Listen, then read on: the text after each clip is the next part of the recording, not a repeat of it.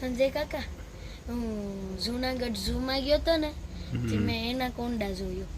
તે હાથી હારે ફાઇટ કરતો હતો ને, તે હાથીએ સૂંઢ મારી ને એના કોંડાને, તે એના કોંડા બેભાન થઈ ગયો. પછી હાથી ભાગી ગયો ને પછી છે ને એના કોંડો ને હોશ આવી ગયો ને પછી હાથી હૂતો હતો ને તેની સૂંઢમાં ગળી ગયો. પછી હાથીને સૂંઢ દુખતી હતી ને, તે પછી પાણી ભર્યું સૂંઢમાં ને પાછું ફુવારો કર્યો. પછી એના કોંડા નીકળ્યા ને તે હાથી બે ભાગી ગયો. એવું બધું થયું હતું? હા. પણ હાથી અલગ હોય ને એના કોંડા પણ અલગ હોય.